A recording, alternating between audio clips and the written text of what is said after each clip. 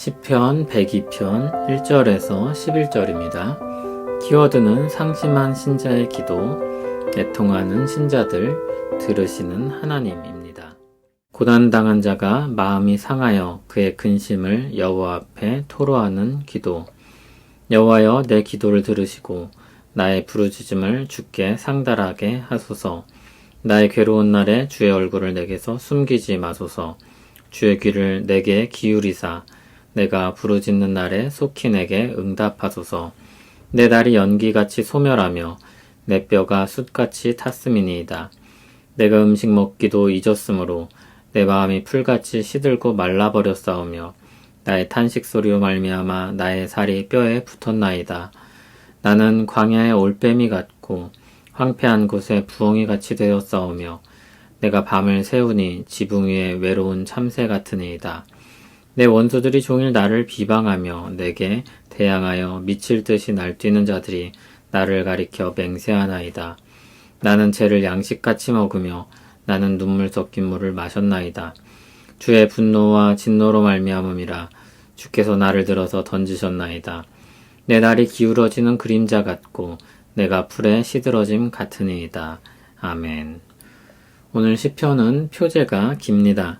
고난당한 자가 마음이 상하여 그의 근심을 여호와 앞에 토로하는 기도입니다. 시의 성격과 배경을 뚜렷하게 볼 수 있습니다. 우리는 이 시편을 통해 고난당의 마음이 상할 때 어떤 기도를 드릴 수 있을지 배울 수 있습니다. 먼저 시인은 자신의 기도를 들어달라고 간구합니다. 그는 하나님께 부르짖고 있습니다. 그는 주의 얼굴을 숨기지 말아달라고 요청합니다. 귀를 기울여 주시고 응답해달라고 부르짖습니다. 3절부터는 그가 부르짖는 내용들이 나옵니다. 그는 자신을 어떻게 묘사합니까? 3절을 보면 자신의 날들이 연기같이 소멸하고 그의 뼈가 숯같이 탔다고 했습니다. 연기, 숯 모두 불탈 때를 나타내는 말입니다. 그는 불타 없어지기 직전입니다. 4절을 보면 음식을 먹기도 잊었다고 했습니다. 마음이 풀같이 시들러 말라버렸다고 하여서 그것이 마음의 문제라는 것을 밝히고 있습니다. 배고픔은 저절로 찾아오는 감각입니다. 그런데 그것을 어떻게 잊을 수 있습니까? 평소라면 도저히 잊을 수 없는 일입니다. 그러나 마음이 무너지면 그렇게 되는 것입니다. 5절에는 자신의 탄식 소리로 자신의 살이 뼈에 붙었다고 했습니다. 우리식 표현으로 하면 피골이 상접한 것입니다. 6절에는 자신을 광야의 올빼미와 같으며 황폐한 곳의 부엉이와 같다고 했습니다. 모두 야행성 인쇄입니다. 밤은 외로운 시간입니다. 황량하고 황폐한 곳에 외로워 있는 것입니다. 7절을 보면 그가 밤을 새운다 했습니다. 어떤 모습으로 밤을 새운다고 합니까? 지붕 위에 외로운 참새와 같은 모습으로 밤을 새웁니다. 무엇이 그를 그렇게 외롭게 만들었을까요? 8절에서 9절을 보면 사람들과의 관계에 문제가 생겼음을 볼 수 있습니다. 원수들이 종일 자신을 비방한다고 했습니다. 8절을 보면 자신에 대항하여 미칠 듯이 날뛰는 사람들이 있습니다. 그들은 자신을 가리켜 맹세한다고 했습니다. 저주하는 것입니다. 시인의 마음이 어떻겠습니까? 9절을 보면 불에 타버린 재를 양식같이 먹습니다. 눈물 섞인 물을 마신다고 했습니다. 10절, 11절을 보면 하나님께로 방향이 돌려집니다. 고통의 근본적인 원인이 하나님께 있기 때문입니다. 그는 자신의 기울어지는 그림자와 같다고 했습니다. 날이 저물어가는 모습입니다. 시인은 자신을 다시 풀에 시들어짐으로 묘사합니다. 그는 3절에 말했듯이 소멸되고 있습니다. 보통은 이 시를 민족적인 기도로 이해합니다. 바벨론에 잡혀간 이스라엘의 기도인 것입니다. 고난과 대적과 하나님의 진노가 이 시에 잘 들어맞습니다.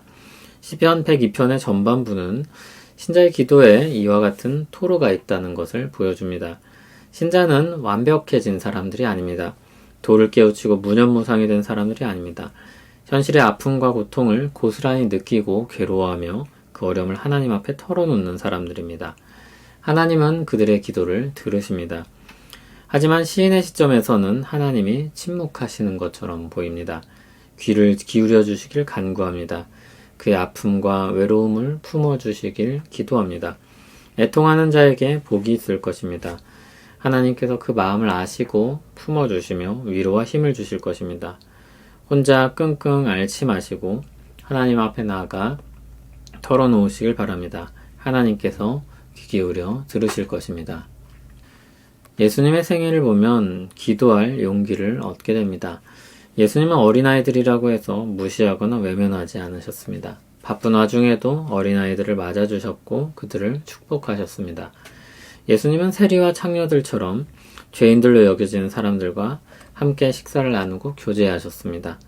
예수님은 사람들의 시선을 아랑곳하지 않고 자신에게 도움을 요청하는 모든 사람들을 받아주셨습니다.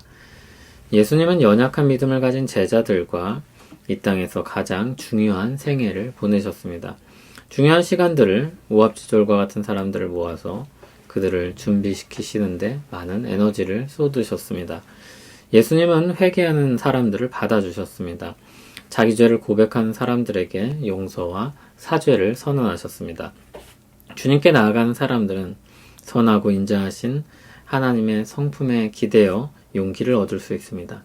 주님이 우리를 아실 뿐만 아니라 우리 기도를 들으실 것입니다. 우리를 사랑하시고 자비를 베푸시는 하나님을 찬송합니다. 모든 영광 받으시옵소서. 허물 많고 부끄러운 일들이 많습니다. 그러나 자비를 베풀어 주시길 간절히 원합니다. 그리스도의 십자가 은혜로 덮어주시길 원합니다. 곤고한 날들을 이겨내게 하시고 우리 마음을 살펴 힘과 위로를 주시옵소서. 예수님 이름으로 기도합니다. 아멘.